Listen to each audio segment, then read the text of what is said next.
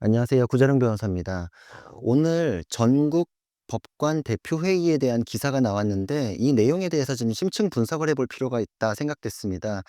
이 내용이 왜 중요하냐면 26일에 법관 대표회의가 소집될 것으로 정해져 있고 그때 어떤 의결을 할지 이게 굉장히 첨예한 관심사였습니다. 처음 소집 과정부터 살펴보면은 이재명에 대한 파기환송심 이후에 법원 내부에서 민주당 성향을 가진 사람들이 주도해서 법관 대표회의를 소집하려고 하는 것이 아니냐. 그렇다면은 여기서 의결이 돼서 메시지가 나올 때 대법원을 공격하고 이재명 후보에게 힘을 실어주는 메시지가 나오는 것이 아니냐. 이게 처음에 논란이었거든요. 근데 언론의 안건에 대해서 공개할 때 법관 대표회의 측에서 스스로 개별 사건에 대해서 다루거나 그러지는 않는다. 이제 이런 취지로 얘기를 했었거든요. 그래서 법관 대표회의에 대해서는 수면 아래로 가라앉아서 그냥 뭐 하나보다 이렇게 했었는데 오늘 구체적인 안건이 공개되니까 전국에 있는 법원 판사들 내부에서도 지금 내분이 일어날 정도의 갑론을박이 벌어지고 있습니다. 왜냐면은 실제 구체적인 안건을 살펴보니까 이재명 후보에 대한 사건을 다루는 것이 맞습니다. 맞는데도 지금 언론 보도에서는 그 사건에 대해서는 의결 내용으로 다루지 않을 것처럼 그렇게 언론 자료를 냈었던 것이거든요. 실제로는 개별 사건, 이재명 후보에 대한 파기환송심 사건에 대해서 다루고 여기에 대해서는 지금 대법원이 의심을 불렀다. 특정 사건의 이례적 진행이다. 뭐 이런 표현들이 안건에 들어가 있는 걸로 확인이 됐습니다. 결국은 처음에 우려했던 그 목적대로 법관 대표회의가 진행되고 있다. 이렇게 볼 수 있죠. 근데 여기서 좀 의아한 부분이 있어요. 법관들도 이렇게 모여 가지고 정치적인 이런 행동들을 하나?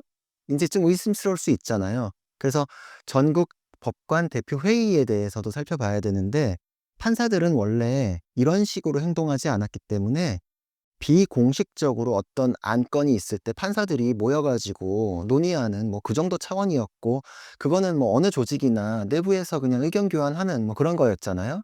근데 이게 공식 조직이 된 거는 2018 년에 김명수 대법원장이 공식 조직으로 만들어 줬습니다. 그리고 의장이었던 사람의 면면을 살펴보면은 지금 민주당의 최기상 의원이 예전에 법관 대표회의의 의장이기도 했었어요. 그러니까 '어떤 사람들의 성향이 과잉대표된 것은 아닌가.' 이런 생각하기에 충분하다. 왜냐면은 이 법관 대표회의라는 게 대표성을 갖고 있는지에 대해서도 법원 내부에서 부정적인 시각이 굉장히 많습니다. 어떤 법원에 뭐 한 2명 정도 법관이 대표회의의 구성원이 된다. 이렇게 정해져만 있을 뿐이지 이 사람에 대해서는 어떤 식으로 뽑는지 뭐 이런 게 내 귀에 정해져 있지 않거든요. 그래서 보통 실무에서는 바쁘고 정치적인 일에 끼고 싶지 않고 이런 사람들은 안 하고 이러니까 기수가 낮은 사람이 어쩔 수 없이 맡게 되는 경우들 그런 부분들이 상당히 있습니다. 그리고 그렇게 어쩔 수 없이 맡겨진 사람이 울며 겨자 먹기 식으로 참석을 한다 했을 때 그 사람이 어떤 권한을 갖고 있는지에 대해서도 구체적인 내용이 없어요. 그래서 어떤 법원에서는 그 일선 판사들의 의견을 다 취합해 가지고 그 의견대로 했을 때 "이 안건은 도저히 받아들일 수 없다." 그럼 부결 뭐 이렇게 하는 판사도 있는 반면에 "그냥 내가 대표회의 가 가지고 알아서 할게." 라면서 같이 일하는 판사들의 의견 전혀 취합하지 않고 독단적으로 하는 판사도 있다고 합니다. 그러니까 인제 지금 판사들 내부에서도 부글부글하는 게 이런 거죠. 아니 타이틀은 전국 법관 대표회의이라고 걸어 놨지만 실질적으로 판사들 의견 취합도 안 하면서 그게 대표성이 있느냐라는 거에 대한 논란이 있는 거죠. 그러니까 지금 26 명이 모여 가지고 회의를 진행한다라는 거에 대해서도 훨씬 많은 사람들이 반대했다라는 게 확인되어서 그래서 논란이 됐던 겁니다. 지금 공식적으로 보면은 한 126명 정도 그 구성원이 되어 있는데 회의를 소집하기 위해서는 5분의 1, 26 명을 채워야 됐는데 처음에 이 정족수 자체를 채우질 못했었어요. 25 명까지밖에 안 모이니까 회의 자체가 무산될까 봐 판사님들도 이렇게 하시나 참 의아했는데 그 마감 시한을 연장을 해요. 아마 인제 전국적으로 연락을 돌려 가지고 아마 1 명을 더 채워 넣기 위한 그 과정을 거쳤던 게 아닌가 싶은데 그래서 26 명을 시간을 연장해 가지고 만들어 냅니다. 원래 원칙을 정했고 그때까지 정족수가 안 모였으면 그 안건 그냥 폐기되고 이 회의는 불성립됐어야 맞지 않나요? 판사님들도 이렇게 하시나요? 판사님들이 자기들이 공고낸 룰을 바꿔 가지고 한 명 더 포함시켜서 26 명을 가까스로 만들었어요. 그때 70 명이 반대 의견을 명백히 표시를 했습니다. 그것도 근데 당시에는 공개 안 했죠. 언론에 나중에 확인된 내용으로 보니까 그때 명시적인 반대 의견이 훨씬 더 많았던 게 확인됐습니다. 그런데도 시간 연장해서 26 명을 만들었죠. 그리고 논란이 되니까 안건에 대해서는 이재명 후보에 대한 구체적인 내용이 진행되는 것이 아니라는 취지로 자료를 냈다가 지금 와 가지고는 본격적인 안건 살펴보니까 들어가 있죠. 근데 이거에 대해서 지금 언론사에서 취재를 하니까 "언론에 나가는 자료를 요약을 하다 보니까 글이 된 것이다." 뭐 이렇게 변명을 하고 있다고 하는데 납득하기는 어렵습니다. 처음부터 파기환송심에 대해서 다루고 그거에 대해서 지금 비판하기 위해서 소수의 사람들이 모여서 법관 대표 회의라는 껍데기를 통해 가지고 법원 내부에서 정치 행위를 하려는 게 아니냐. 그게 논란이었거든요.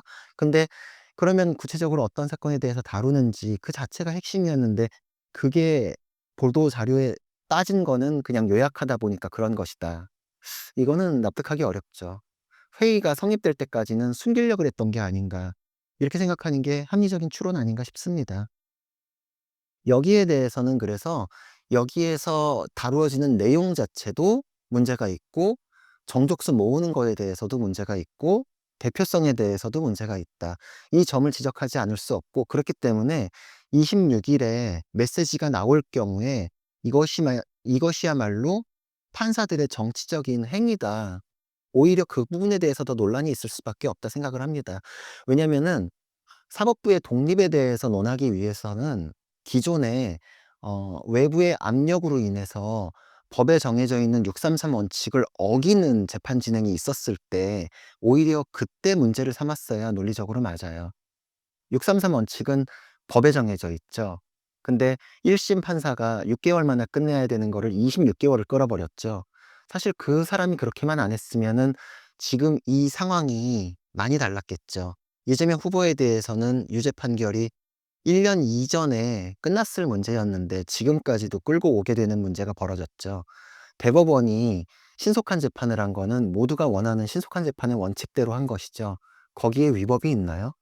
법을 어긴 거는 633 원칙을 위반했을 때 벌어졌는데 왜 그거에 대해서는 아무 얘기 안 하다가 이번에 신속하게 재판을 해서 1 심, 2 심에 있었던 그 과오들에 대해서 대법원이 정리를 해 줬는데 그 부분을 문제를 삼나요? 이거는 제가 보기에는 명백히 '사법부 독립을 침해하는 행동을 법원 내부의 일부 판사가 하고 있다.' 이런 생각이 듭니다.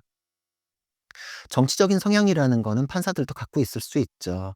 하지만 이런 식으로 표출되기 시작하면은 사법부는 외풍에 대해서 무방비가 됩니다. 내부에서 이렇게 관문을 열어줘 버리는 식이 되면은 외부의 외풍에 대해서는 이제 어떤 식으로든 방어하기가 더 어려워지죠. 사법부의 독립이라는 거는 판사 개개인에 대한 독립도 의미하는 것입니다. 헌법에는 법관은 법과 양심에 따라 판결한다는 게 조항이 법관에 대한 조항으로 들어와 있어요. 왜냐?